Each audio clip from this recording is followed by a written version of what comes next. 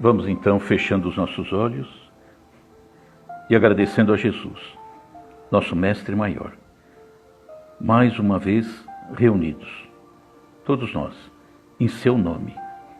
E agradecemos Jesus pela oportunidade que nos dá a oportunidade da vida, da família, dos amigos, desse aprendizado que todos nós estamos buscando, porque sabemos que com os teus ensinamentos temos a possibilidade de encontrarmos a felicidade, aqui na terra mesmo.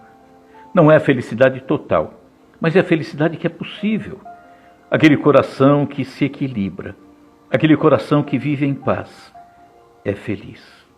E é isso que nós buscamos.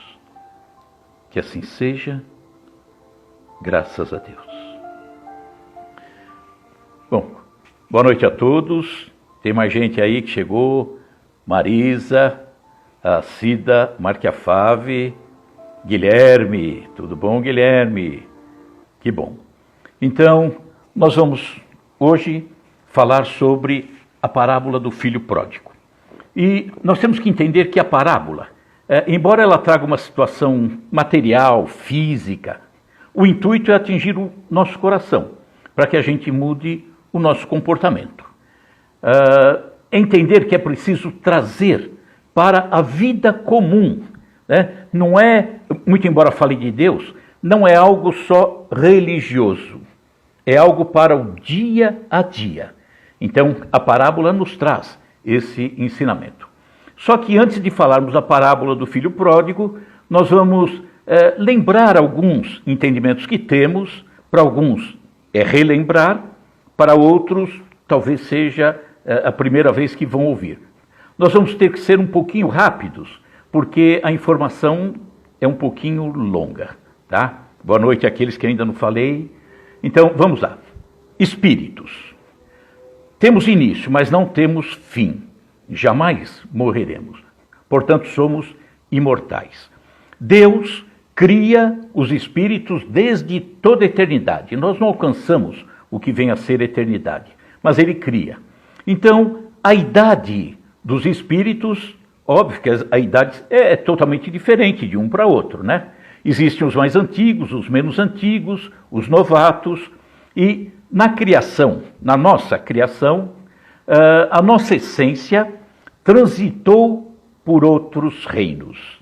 Para quem ainda não estudou a doutrina, talvez fique um pouquinho complicadinho entender. Mas a nossa essência, que depois veio a se tornar espírito, transitou por outros reinos. Por exemplo, passamos pelo reino animal. E ali é que adquirimos os instintos, que ainda carregamos nos dias de hoje, apesar de sermos espíritos. Agora, várias encarnações se passaram e nós adentramos ao reino hominal. Isso é um processo, né? Não é um acontecimento repentino.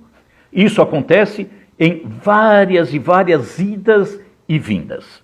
E no reino hominal, nós começamos essa caminhada de espírito dentro de uma simplicidade e de uma ignorância, desconhecimento. Começamos praticamente do zero. E aí, em espírito, viemos desenvolvendo a nossa inteligência. Começou a desenvolver. E vamos encontrar, portanto, a partir de então, o livre-arbítrio. Ou seja, a possibilidade da escolha. Eu digo que eu quero fazer, melhor que eu faça o certo, né?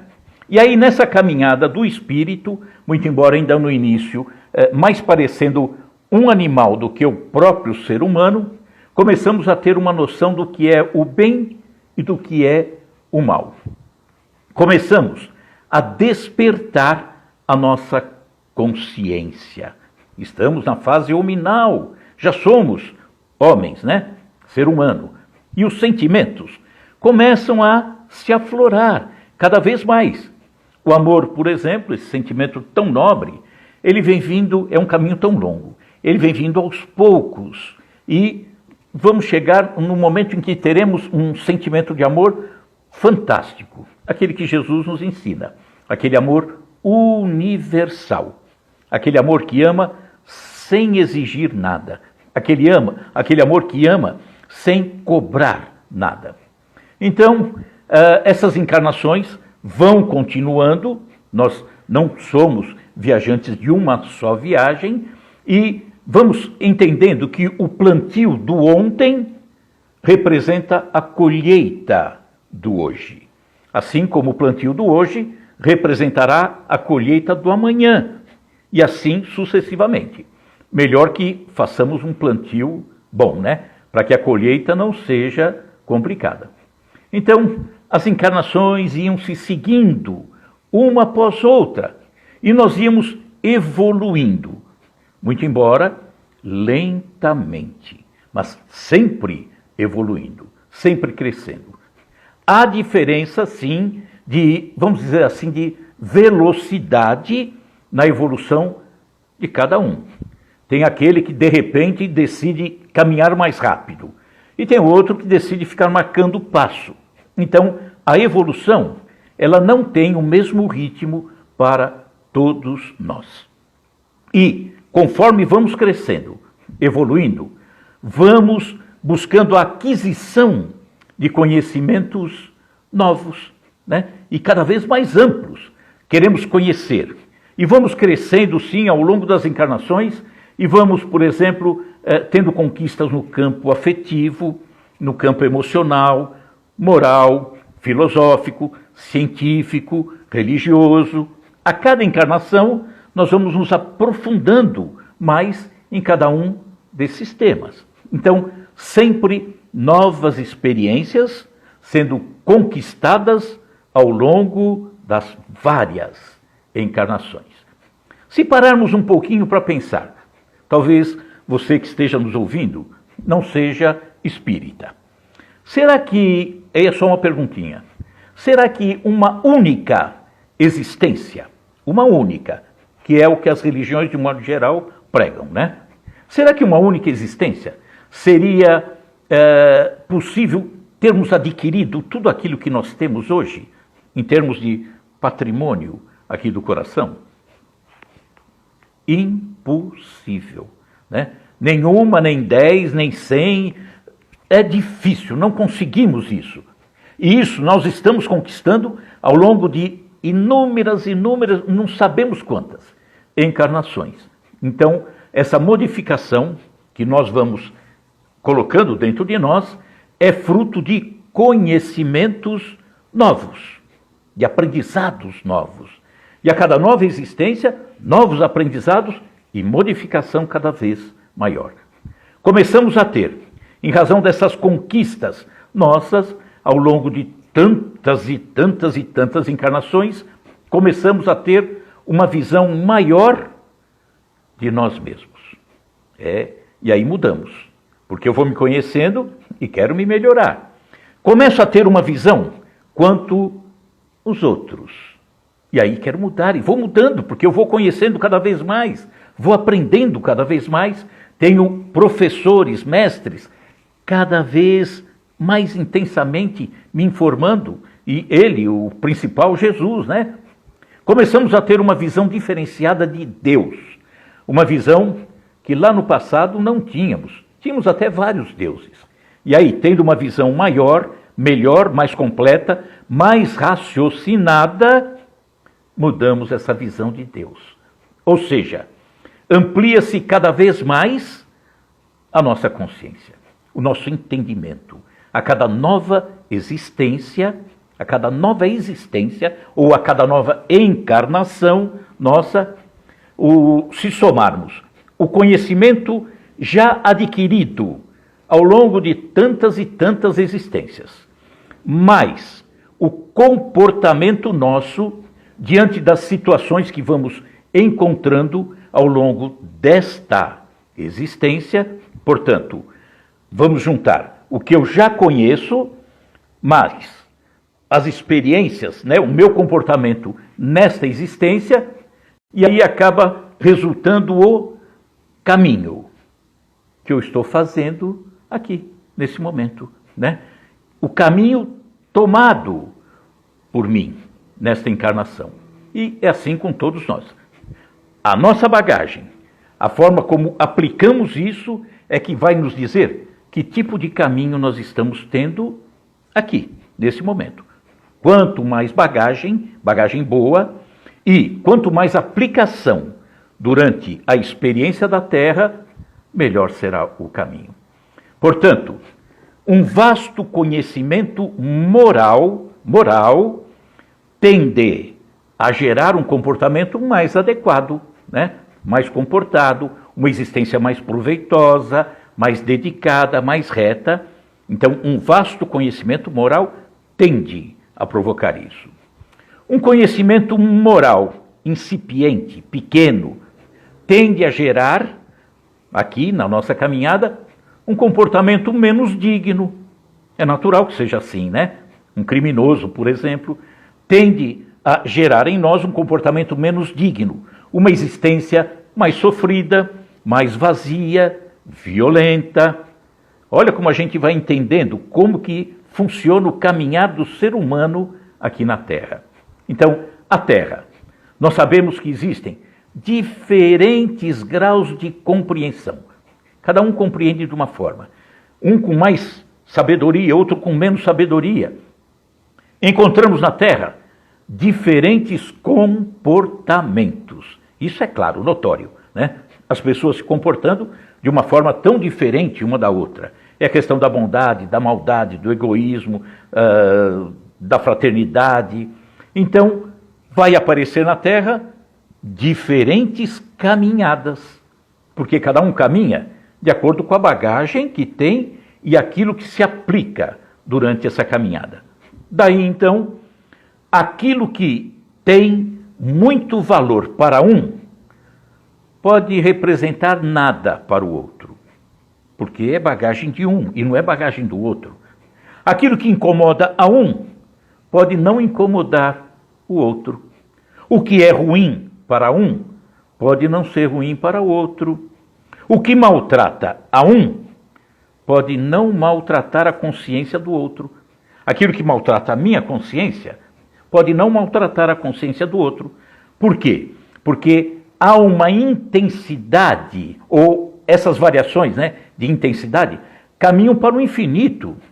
Então, eu compreendo de uma forma, o outro compreende de uma forma muito mais evoluída, o outro de uma forma bem menos evoluída.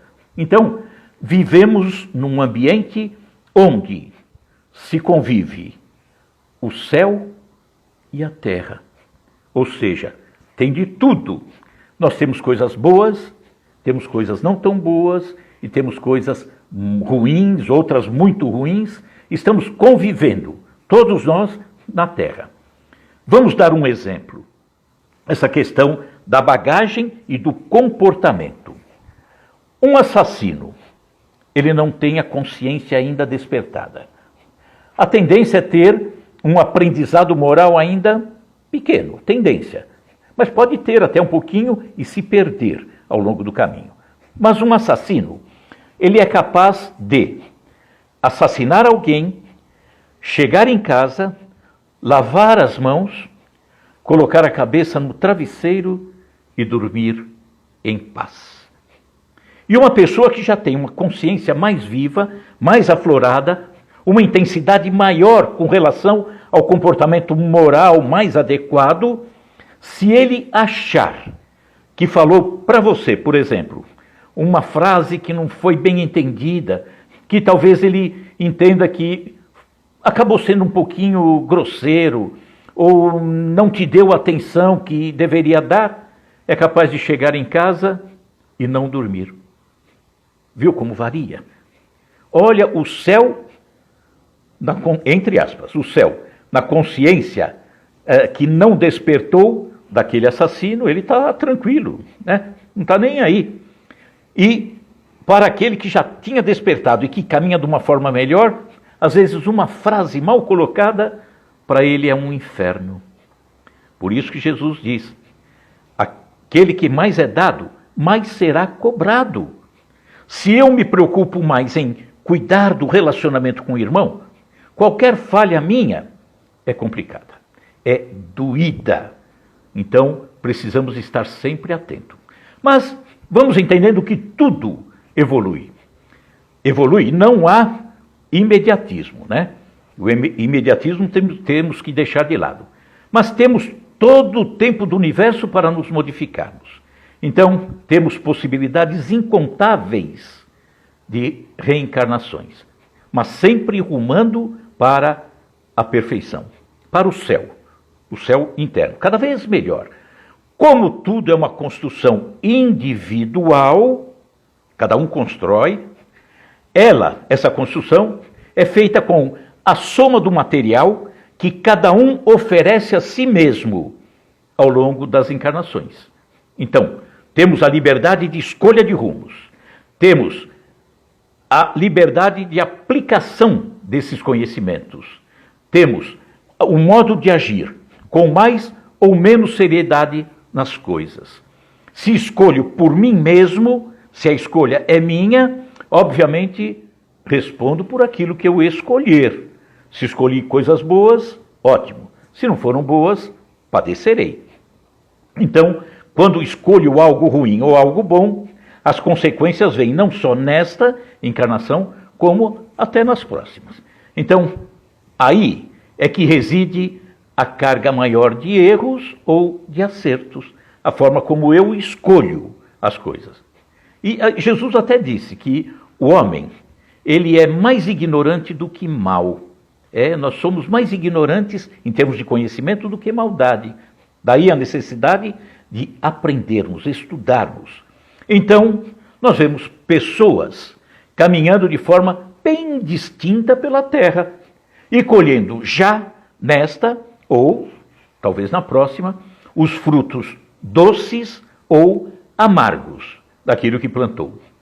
Então precisamos ficar atentos, não viver de maneira leviana, sem comprometimento com as coisas da alma. É ruim, temos que nos comprometer sim. Diante dessa explicação sobre as coisas de Deus, tudo nos mostra que a punição eterna, como entendia-se no passado, não pode existir. Por que punição eterna? O aprendizado é eterno, para que uma punição eterna? Se a ignorância não é eterna, por que eu vou sofrer eternamente? O amor de um pai, e Deus é o nosso grande pai, o amor que um pai concede é sempre a oportunidade da recuperação. Se nós que somos falhos fazemos assim com o nosso filho, ele errou, vamos dar a chance dele recuperar. Imagine o Pai do céu, né? Nos dá sempre a oportunidade da evolução. Então, é natural que ele não queira perder um único dos seus filhos. E ele não vai perder. Nenhum de nós. Jesus foi extremamente claro ao dizer que o Pai não perderia nenhum deles. E olha, às vezes nós escapamos. E aí, me perdi. Entretanto, existem aqueles que se julgam, aí é uma questão até de orgulho, se julgam estar ao lado de Deus. Estou tão bem, né? Já sei tudo. Então, precisa analisar corretamente a sua situação. Então, não é ficar com Deus por estar num templo, numa igreja, numa casa. Não, isso não quer dizer muita coisa, não, tá? Então, não uma permanência desvirtuada ao lado do Pai, porque Ele nos espera o melhor. E às vezes nós ficamos parados, inativos, mas achamos que estamos com Ele, tá? Então, nada de viver por viver. Precisamos raciocinar. Precisamos procurar o cumprimento mais fiel das leis do Pai, para que possamos ser felizes aqui mesmo na terra. Tá bom? Então, feito essa parte inicial, foi meio rapidinha, mas eu acho que deu para entender um pouquinho, né? Então, nós vamos entrar agora na parábola. Parábola do filho pródigo. O que vem a ser pródigo? Pródigo é aquele que joga as coisas fora, né? Aquele que não cuida, aquele que se desfaz das coisas e abandona. Será que nós somos assim de vez em quando? Acho que somos, né? Mas vamos lá. Então, isso está narrado no Evangelho de Lucas, capítulo 15, versículos 1 a 32. Nós vamos falar essa parábola, mas cortando em fatias, tá bom? Começa assim. Jesus disse: um certo homem tinha 2 filhos, e o mais moço deles, desses 2 filhos, o mais novinho, disse ao pai: Pai, dá-me a parte dos bens que me pertence. E o pai repartiu. O pai pegou a parte da herança que caberia àquele filho mais novo e deu. Interessante. Vamos entender esse pai como Deus. E vamos entender esse filho como nós, né?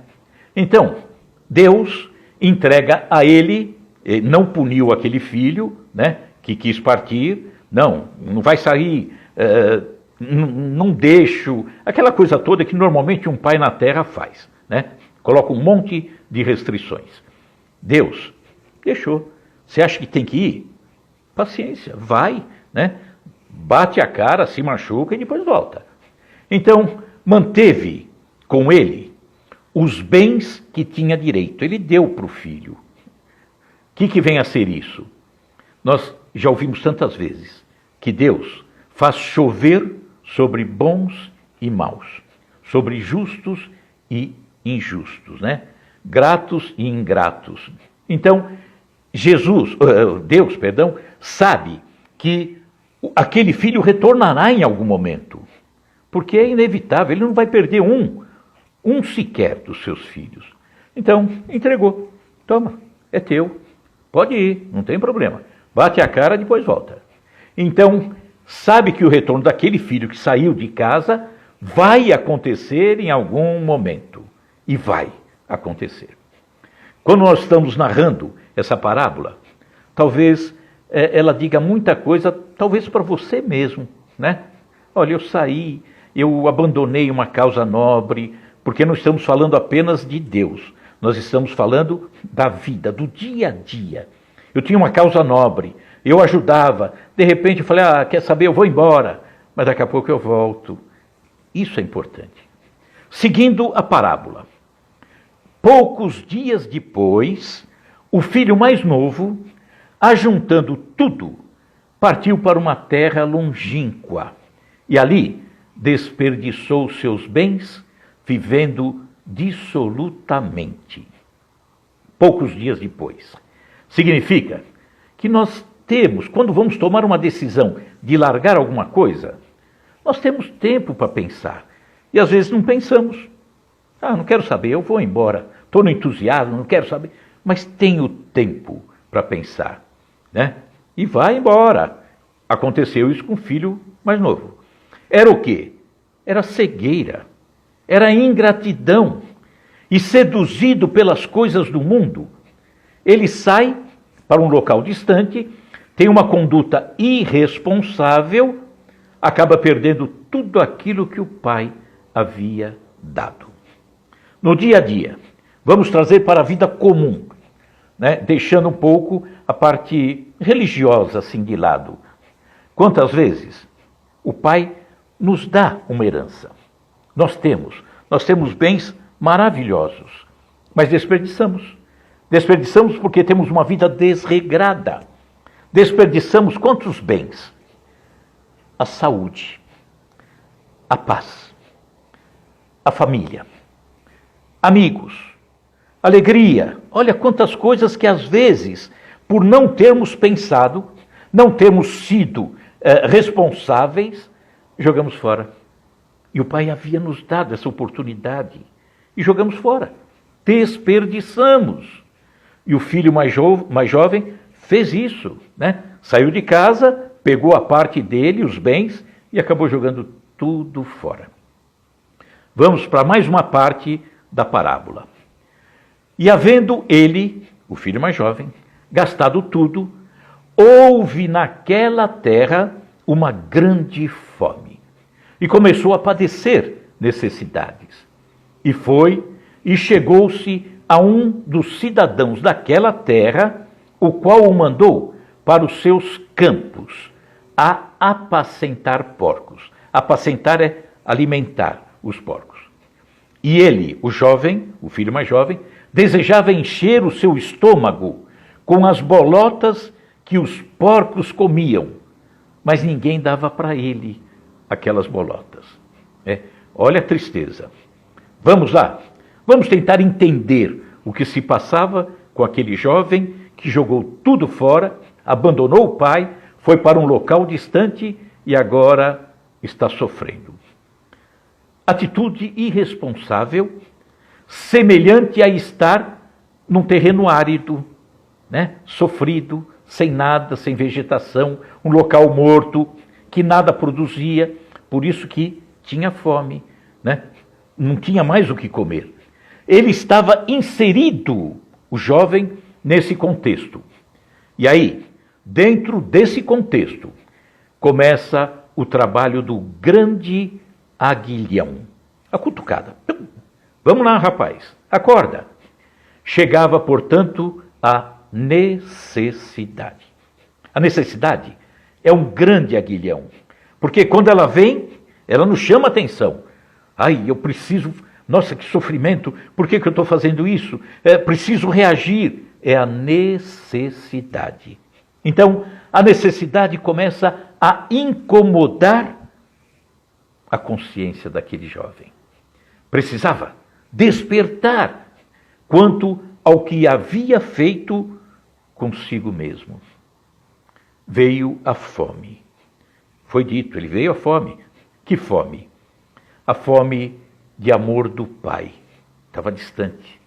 Perdeu. Ele sentia que havia perdido o amor do pai, muito embora não perdesse, Fome do carinho do pai, do abraço do pai, da presença do pai, do perdão do pai. E no dia a dia, quando nós temos um comportamento inadequado, como esse jovem teve, e saímos, e abandonamos família, abandonamos amigos, abandonamos tanta coisa.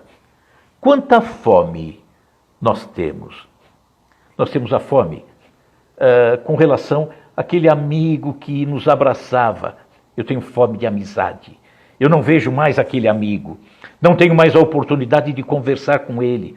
Eu tenho a fome daquele companheiro, daquela companheira, daquele filho, seja quem for.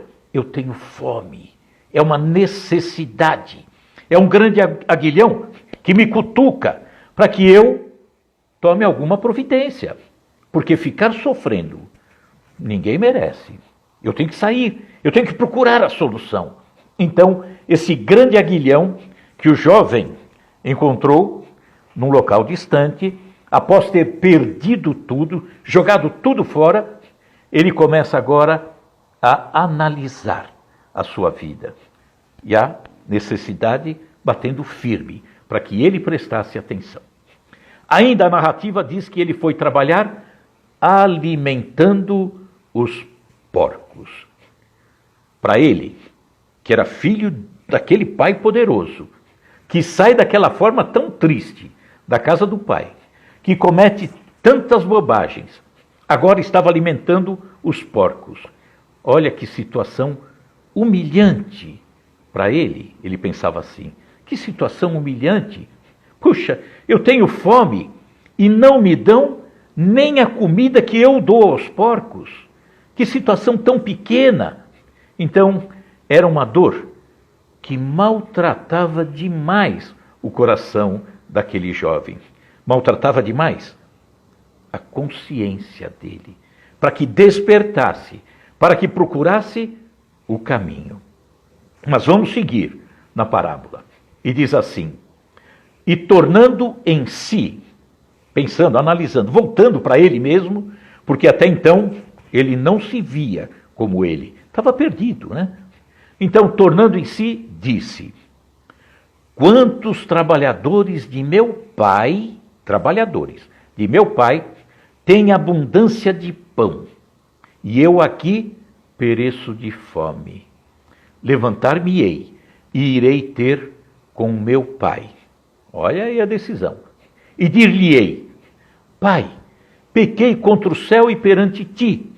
Já não sou digno de ser chamado teu filho.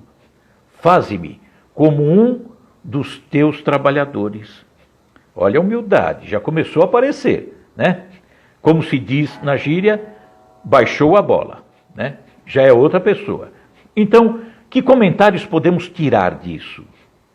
A consciência machucada desse jovem fez com que ele procurasse o retorno, voltar para o pai. Voltar, mas olha que interessante, voltar sem querer manter os velhos privilégios que ele imaginava ter. Olha, humildade, não quero mais, eu quero só voltar para o meu pai. Reconhecer-se indigno de exigir alguma coisa.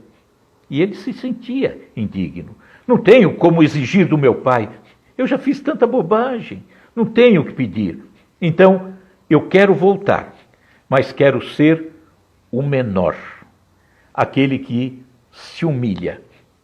E Jesus nos deixou. É interessante como tudo casa no ensinamento de Jesus. Aquele que se humilha será exaltado. E aquele que se exalta será humilhado. Olha o ensinamento aqui. Esse jovem está voltando para o pai, mas ele não quer exigir nada. Ele quer apenas estar com o pai. Como empregado, não tem problema. Sem privilégio, não tem problema. Eu só quero estar com o pai. E aí vamos lembrar que Jesus nos disse, olha, se fores convidado a um banquete, alguém te convida, vem almoçar, tem um banquete aqui em casa. Jesus orientava, senta-te nos últimos lugares. Últimos lugares. Se fores convidado a ocupar um lugar mais ao centro, você vai ficar feliz, né? O ruim é você entrar no banquete, sentar na posição principal e o dono da festa falar, meu amigo, dá para desocupar essa cadeira? Porque tem uma outra pessoa que eu gostaria que sentasse aqui. Pode sentar lá no último. Olha que tristeza, né? Então, aquele que se exalta vai ser humilhado. E aquele que se humilha será exaltado. Tudo se encaixa. O ensinamento de Jesus é perfeito, perfeitíssimo. Vamos raciocinar, vamos entender, vamos buscar e vamos ver como se aplica em tudo. Não é dentro de uma igreja, dentro de um templo, dentro de um centro espírita, com os companheiros dessas agremiações. É com a vida, no geral. É no ambiente de trabalho, entre os amigos, em qualquer dentro do ônibus, em qualquer lugar. O ensinamento de Jesus é para o dia a dia, é para a vida em sociedade. Não é para estar dentro da igreja.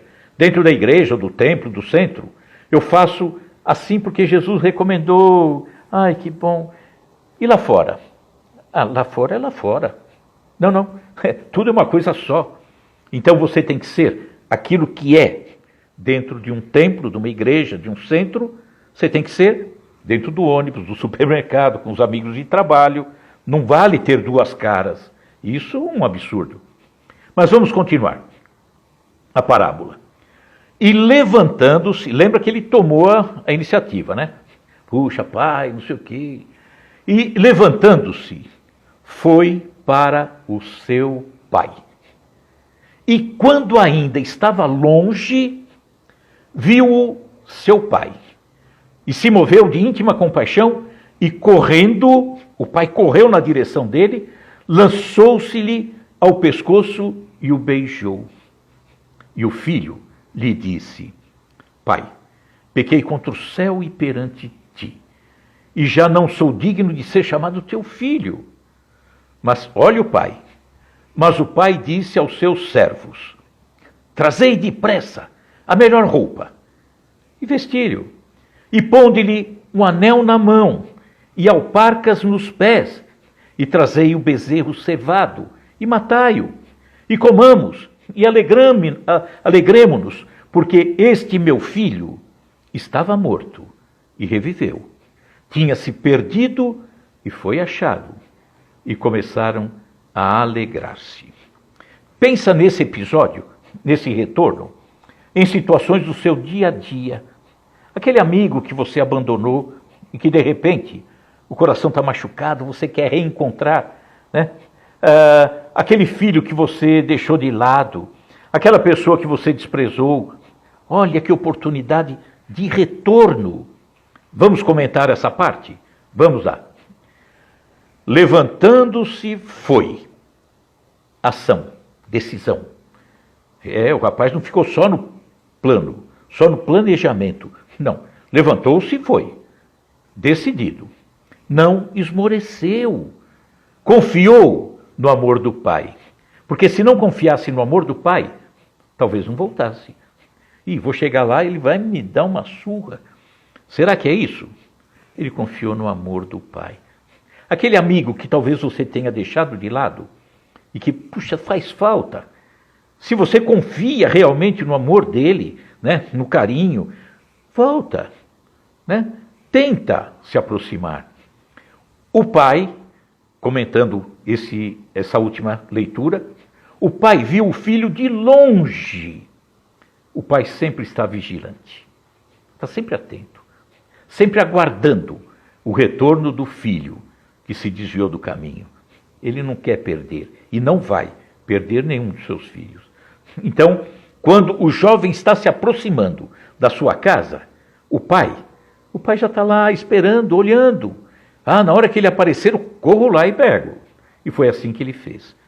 E o amor desse pai se revelou no carinho demonstrado, né? Abraçou e beijou o filho. O filho tentou justificar-se, mas não foi preciso. O pai não cobrou nada. Por que você partiu? O que você fez? Gastou tudo? Não perguntou nada. Abraçou e beijou o seu filho. E o filho que tinha planejado falar tanta coisa com o pai, nem precisou, porque o pai estava ali, sedento da chegada desse filho. O que ele faz, o pai?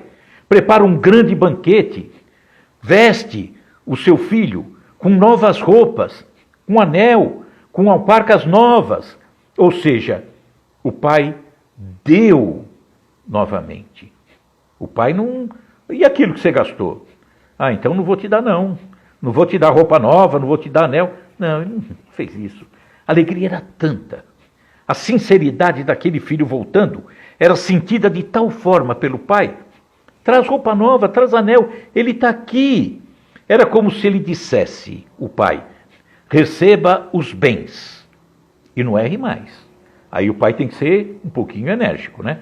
Porque senão é um tal de dá, o filho vai embora, volta, dá, o filho vai embora, opa, aí é festa, né? Então, é como se o pai dissesse, filho, está aqui, olha aqui, estou te dando de volta, mas não erre mais, hein?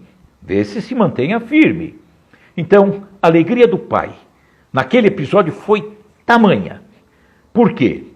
Porque o filho estava morto e reviveu. Estava perdido e foi achado. E todos se alegraram. Vamos para o próximo tópico. E o seu filho mais velho, lembra que ele tinha 2, o mais novo é que foi embora, o mais velho ficou na casa do pai. Então, o filho mais velho, quando o filho mais novo chegou na casa do pai, de volta, que começou aquela festa, o filho mais velho estava no campo. E quando veio e chegou perto da casa, ouviu a música, danças, e chamando os servos do seu pai, perguntou-lhe o que era aquilo. E ele lhe disse, veio teu irmão, e teu pai matou o bezerro cevado, porque o recebeu são e salvo. Mas o filho mais velho se indignou e não queria entrar. Mais velho ficou indiferente quanto ao retorno do irmão. Estava com o pai, hein? Não se alegrou com a chegada do irmão, com o retorno do irmão. Ficou revoltado, não quis entrar na festa, era ciumento, olhava só para si e estava com o pai. Na narrativa podemos entender Deus e aquele que se julga estar com Deus, mas de uma maneira esquisitinha, né? Bem esquisitinha. Vamos para o último tópico. E saindo o pai, instava com ele, conversava com o filho mais velho, mas respondendo, ele disse ao pai, eis que te sirvo há tantos anos, sem nunca transgredir o teu mandamento, e nunca me deste um cabrito para alegrar-me com os meus amigos. Vindo, porém, este teu filho, que desperdiçou os teus bens com as meretrizes, mataste-lhe o bezerro cevado. E o pai lhe disse: Filho, tu sempre estás comigo, e todas as minhas coisas são tuas. Mas era justo alegrarmos-nos e folgarmos, porque este teu irmão estava morto e reviveu, e tinha se perdido e o reencontramos. Olha o comentário, mostrando que ser o filho mais velho não significa ser mais sábio, mais justo, mais amoroso, é apenas mais velho, né? Não significa esse filho mais velho que tenha mais méritos, porque mostrou que a coisa não era tão boa. Embora se julgasse ter esses méritos, olha o que ele diz para o pai: servi há tantos anos e nunca me deste um cabrito. É uma visão equivocada, né? Ele imagina ter crédito junto ao pai. O pai deu a ele a casa, a comida, a roupa, e eu ainda quero mais. Quando falamos de Deus, imagina a gente, não dá para dar mais? Não dá para mandar mais? Eu estou querendo mais. E revoltado ainda, esse filho mais velho diz assim: porém, este teu filho, e não teve a capacidade de dizer, porém, esse meu irmão. Olha, faltava para ele a misericórdia, o perdão, a compreensão. Então, entendemos que ele vivia com o pai. Usava tudo, né? Usufruía de tudo. E mesmo assim não estava contente. Não estava contente. Então, na parábola dos trabalhadores da última hora, tem uma passagem assim, onde os últimos trabalhadores, que haviam combinado com o dono da vinha, receberam um denário. Quem ler a parábola do trabalhador da última hora, tinham combinado um denário.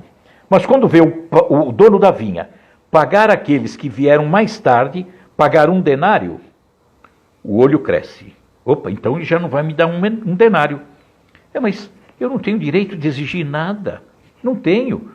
Então, ficou o pai, esse filho mais velho, provavelmente ficou com o pai, porque talvez não tivesse coragem de partir.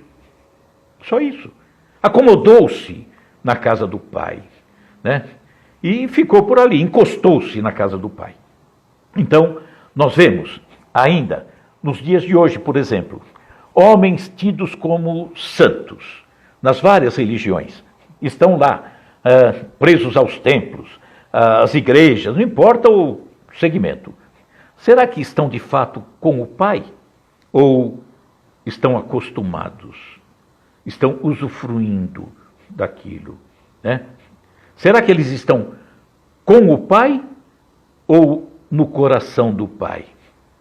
Talvez esteja só com o pai ali do lado, né? No mesmo local, mas o pai talvez não esteja aqui dentro.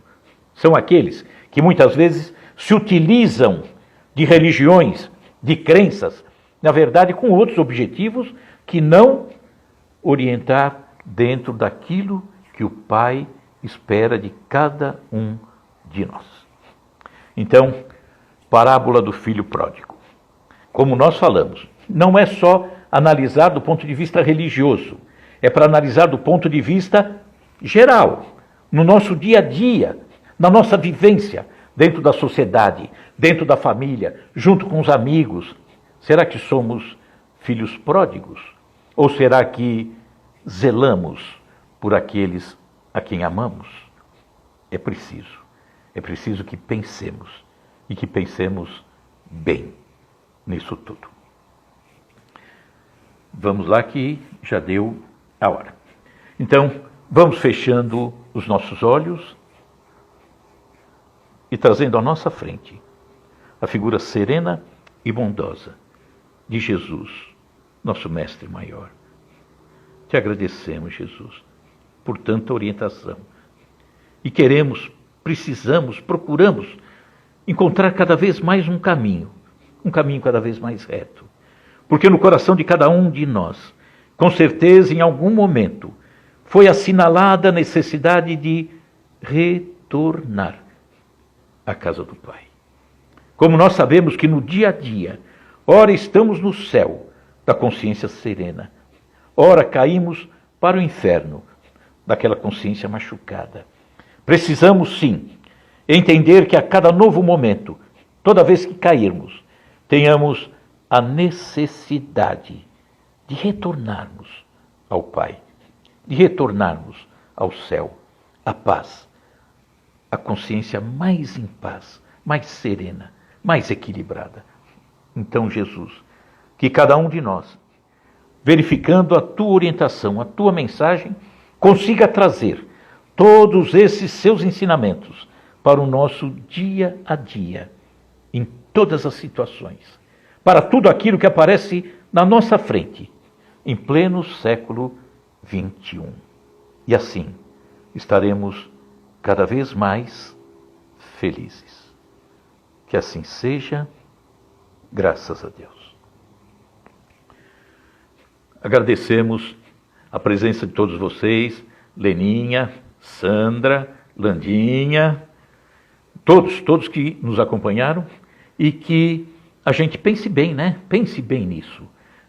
Raciocine, precisamos raciocinar sobre as lições, né? As orientações que Jesus nos deixa e continua nos deixando a cada novo instante. Que na próxima semana possamos estar novamente juntos e não esquecer, Jesus no coração e álcool gel na mão. Um abraço e muito obrigado, viu? Marli, Joana Dark, um beijão para todo mundo, Lulinda. Até a próxima. Fiquem com Deus.